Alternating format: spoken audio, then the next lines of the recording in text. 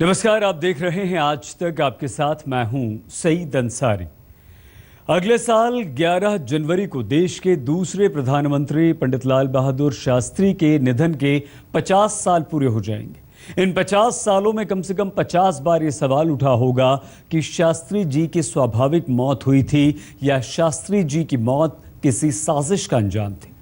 इस सवाल को आज भी शास्त्री जी का परिवार उठा रहा है और इसके पीछे कुछ ठोस बुनियादी कारण भी बता रहा है।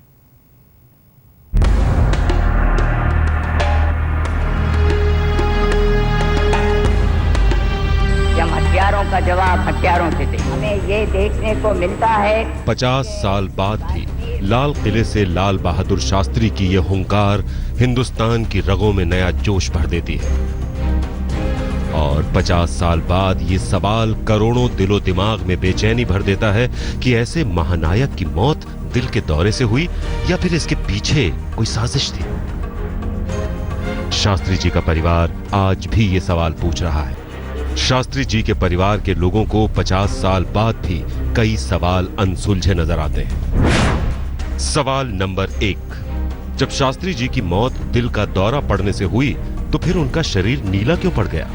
सवाल नंबर 2, अगर शरीर नीला पड़ा तो आधा ही क्यों? शरीर का निचला हिस्सा तो बिल्कुल सामान्य था।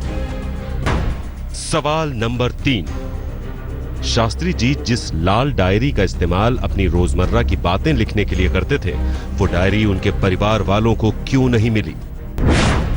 सवाल नंबर 4, सूचना के अधिकार के तहत जब शास्त्री जी की मौत पर जानकारी मांगी गई तो देने से क्यों मना कर दिया गया? इससे किस देश के साथ रिश्तों में खटास आती? सवाल नंबर 5, दुनिया के सबसे बड़े लोकतंत्र के प्रधानमंत्री को ताशकंद में शहर से दूर किसी होटल में क्यों ठहराया गया था और उनके कमरे में घंटी और टेलीफोन जैसी बेसिक सुविधाएं भी क्यों नहीं थी? कयामत की उस रात शास्त्री जी के साथ उनके मीडिया सलाहकार कुलदीप नैयर भी मौजूद थे। धीरे धीरे समय का पहिया आधी सदी आगे बढ़ चुका है, लेकिन मौत का राज उस वक्त की तरह ही आज भी घना है, गहरा है। मैं ललिता शास्त्री जी से मिलने गया तो उन्होंने मुझसे पूछा तुम किधर थे? अब मैं उनका था मीडिया का, लेकिन मैं भी वहीं था। हाँ, देखा नहीं तुमने वो सारी उनकी बॉडी है वो नीली हुई थी? मैंने कहा जी हाँ, हो सकता है बम की वजह से। कौन कहता है बम के? इनको तो जहर देगा। तो पहली दफा मैंने ये बात उन्हीं से सुनी और किसी सुनी। नेताजी सुभाष चंद्र बोस की मौत पर छाया रहस्यों का पर्दा तो कुछ कुछ उठने लगा है, लेकिन सवाल है कि क्या शास्त्री जी की मौत का सच सामने आएगा? वो मौत स्वाभाविक थी या मौत में कुछ काला था? मनोज शर्मा, दिल्ली, आज तक। आज जो सवाल लाल बहादुर शास्त्री का परिवार उठा रहा है, वही सवाल जब लाल बहादुर शास्त्री जी का शव ताशकंद से दिल्ली लाया गया तो उनकी पत्नी ललिता शास्त्री ने भी उठाया था। ललिता जी ने तब पूछा था कि अगर शास्त्री जी की मौत कुदरती थी तो फिर उनके शरीर पर कटे हुए के निशान क्यों थे?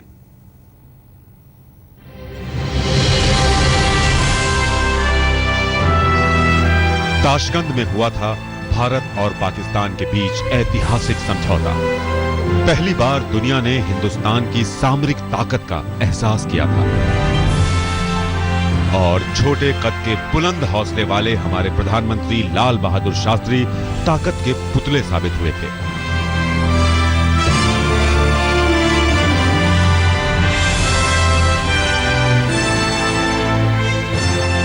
लेकिन इस ऐतिहासिक समझौते के बाद शास्त्री जी देश नहीं लौटे। लौटा तो उनका पार्थिव शरीर।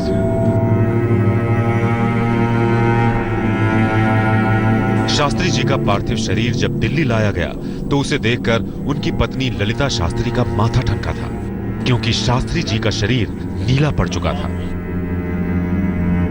कुलदीप नैयर ने उस वाकये के बारे में लिखा है।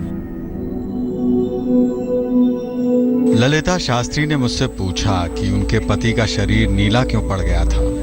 मैंने जवाब दिया कि जब पार्थिव शरीर पर लेप लगाया जाता है तो ऐसा हो सकता है। इसके बाद ललिता शास्त्री ने शास्त्री जी के शरीर पर कुछ कटे के निशान के बारे में पूछा। इसकी जानकारी मुझे नहीं थी, लेकिन ललिता शास्त्री की एक बात से मैं बुरी तरह चौंका था। वो बात ये थी कि शास्त्री जी का पोस्टमार्टम ना तो ताशकंद में हुआ था, ना दिल्ली में। हम सबको भी बड़ा लगा था कि क्यों बाबूजी का आधा यहाँ से लेकर ऊपर तक शरीर नीला पड़ा था, कहीं सफ़ेद सफ़ेद दाग था, नीला था, क्यों नीचे नहीं था? नीचे बल्कि पेट के पास उनका 2 कुछ कट भी थे। कट को लग रहा था कि कुछ किसी ने काटा है या चीरा लगा है। क्यों लगा? जी हां, शास्त्री जी की मौत रहस्यमय हालात में हुई थी, लेकिन उनके शव का पोस्टमार्टम नहीं करवाया गया था। ललिता शास्त्री समेत पूरे परिवार का यही मानना था कि शास्त्री जी की मौत कुदरती नहीं थी, उन्हें जहर दिया गया था। उन्हें इस बात का भी मलाल था कि शास्त्री जी के 2 सहयोगियों ने उस बयान पर दस्तखत करने से मना कर दिया था जिसमें लिखा था शास्त्री जी की मौत कुदरती नहीं थी। और एक संदेह इस बात से भी मेरी माँ को बहुत ज्यादा था, बल्कि मैं तो कहता हूँ उनको तो विश्वास ही हो गया था कि वहाँ कुछ गड़बड़ हुई है। और वो ये कि जो थर्मस जिसका जिक्र कुलदीप नायर जी ने भी किया है, वो थर्मस साथ नहीं आया है। शास्त्री जी के बाकी अपने इस्तेमाल करने वाली चीजें, वस्तुएं, जैसे उनका शेविंग किट, उनकी टोपी, उनका चश्मा, ये सब तो साथ में आया, लेकिन वो थर्मस नहीं आया। 2 अक्टूबर 1970 को लाल बहादुर शास्त्री की जयंती पर उनके परिवार ने उनकी मौत की जांच करने की मांग कर डाली। कुलदीप नैयर ने शास्त्री जी के परिवार की उस वक्त की भावनाओं के बारे में लिखा है।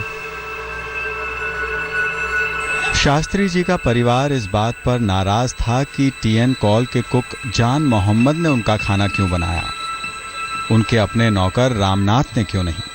हालांकि उनकी ये बात मुझे अजीब लगी थी, क्योंकि जब 1965 में शास्त्री जी मॉस्को की यात्रा पर गए थे तो भी उनके लिए खाना जान मोहम्मद ने ही बनाया था। शास्त्री जी की मौत के पीछे साजिश और उन्हें जहर देकर मारने की आशंका सिर्फ शास्त्री जी का परिवार ही नहीं जता रहा था, अखबारों में भी इसकी खूब चर्चाएं छप रही थीं। पुराने कांग्रेसी भी शास्त्री जी की मौत की जांच करवाने की मांग कर रहे थे। कुलदीप नैयर ने उस वक्त मोरारजी देसाई से इस बारे में पूछा था। मैंने मोरारजी देसाई से पूछा था कि क्या वो भी ये मानते हैं कि शास्त्री जी की मौत कुदरती नहीं थी। देसाई ने जवाब दिया था, ये सब राजनीति है। मैं यकीन के साथ कह सकता हूं कि दाल में कुछ काला नहीं था। उनकी मौत हार्ट अटैक से हुई थी। मैंने उनके डॉक्टर और उनके सेक्रेटरी सीपी श्रीवास्तव से बात की थी, जो शास्त्री जी के साथ ताशकंद गए थे।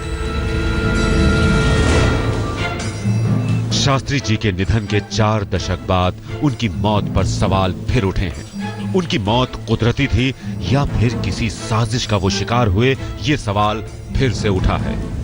इस सवाल का जवाब बेशक देश को चाहिए, लेकिन इस पर कोई राजनीति नहीं चाहिए। आज तक ब्यूरो।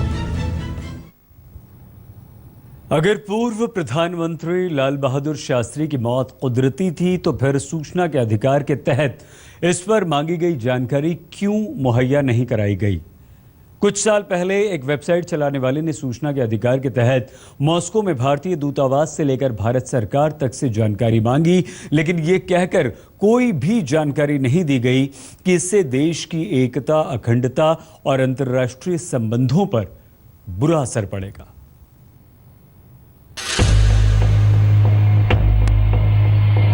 आखिर क्या था शास्त्री जी की मौत का सच? क्या मौत के पीछे थी कोई साजिश? क्यों नीला पड़ गया था शास्त्री जी का शरीर? कैसे पड़े शास्त्री जी के शरीर पर कटने के निशान? आखिर शास्त्री जी की मौत से किसे फायदा हो सकता था? ऐसे तमाम सवाल पहले भी उठे थे और अब भी उठ रहे हैं। 2009 में एक वेबसाइट endthesecrecy.com के संचालक अनुज धर ने सूचना के अधिकार के तहत शास्त्री जी की मौत के बाद विदेश मंत्रालय और मॉस्को स्थित भारतीय दूतावास के अलावा दोनों देशों के विदेश मंत्रालयों के बीच आई चिट्ठियों का ब्यौरा मांगा था। उन्होंने शास्त्री जी की जांच करने वाले डॉक्टर R.N. चुग की मेडिकल रिपोर्ट भी मांगी थी। विदेश मंत्रालय ने अनुज धर को जवाब दिया, जो सूचनाएं मांगी गई हैं उन्हें सूचना का अधिकार अधिनियम की धारा 8(1)(a) के तहत जाहिर नहीं किया जा सकता। इस मामले में मॉस्को में भारतीय दूतावास के साथ पिछले 46 साल में कई बार चिट्ठियों के जरिए बातचीत हुई थी। इन चिट्ठियों में क्या कहा गया, इसका खुलासा करने से भी विदेश मंत्रालय ने इनकार कर दिया। मंत्रालय की दलील थी कि इससे देश की संप्रभुता, अखंडता और अंतर्राष्ट्रीय संबंधों पर खराब असर होगा। इससे पहले भी विदेश मंत्रालय ने कहा था कि उसके पास शास्त्री जी की मौत के बारे में सिर्फ एक मेडिकल रिपोर्ट को छोड़कर कोई दूसरा दस्तावेज नहीं है। ये मेडिकल रिपोर्ट डॉक्टर R.N. चुग ने तैयार की थी। मेरा तो ये मानना है कि क्योंकि देश में लोगों को वो आज भी शंका है, देश आज भी इस बात से परेशान रहता है। जब पूछता है तो उसको लगता है कि शास्त्री जी की मृत्यु का रहस्य क्या है। तो अगर कुछ रहस्य की बात है और उनके मन में है लोगों के, तो सरकार है, अपनी सरकार है, इसको देखना चाहिए और इसका खुलासा कर देना चाहिए।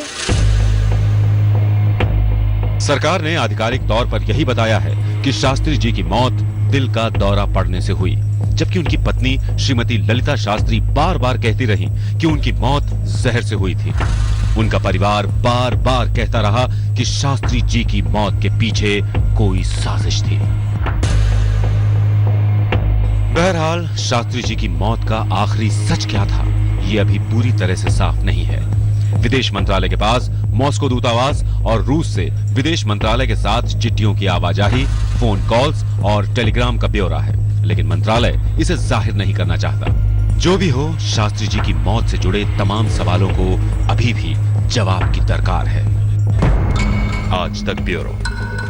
10 जनवरी 1966 को ताशकंद में भारत और पाकिस्तान के बीच संधि पर समझौता हुआ। उसी रात शास्त्री जी को दिल का दौरा पड़ा और उनका निधन हो गया। पाकिस्तान को शास्त्री जी ने ईंट का जवाब पत्थर से दिया था, लेकिन इस सवाल का जवाब आज तक नहीं मिला कि शास्त्री जी की मौत की सच्चाई आखिर क्या है। हमें ये देखने को मिलता है कि कश्मीर पर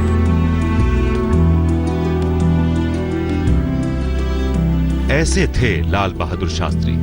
कद छोटा था, लेकिन इरादे और हौसले इतने मजबूत कि पाकिस्तान के छक्के छुड़ा दिए। जब देश चीन के हाथों मिली करारी हार से कराह रहा था, जब देश जवाहरलाल नेहरू जैसे विशाल छवि वाले प्रधानमंत्री के निधन के बाद सकते में था, और जब देश का पेट सूखे के चलते खाली था, उस वक्त पाकिस्तान ने हिंदुस्तान पर यही सोचकर हमला किया था कि वो कश्मीर छीन लेगा। लेकिन शास्त्री जी के बुलंद इरादे से उसको मुंह की खानी पड़ी। 3 जनवरी 1966 को सोवियत संघ की पहल पर भारत और पाकिस्तान के बीच संधि की बात हुई।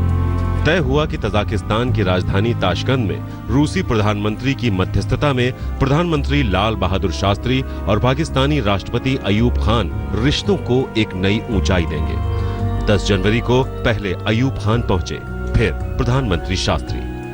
तालियों की गड़गड़ाहट के बीच दोनों देशों ने संधि पर हस्ताक्षर किए।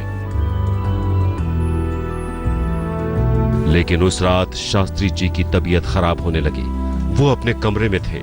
रात को 1:20 पर जब वो असहज महसूस कर रहे थे, तो अपने निजी सचिव जगन्नाथ सहाय के कमरे में पहुंचे।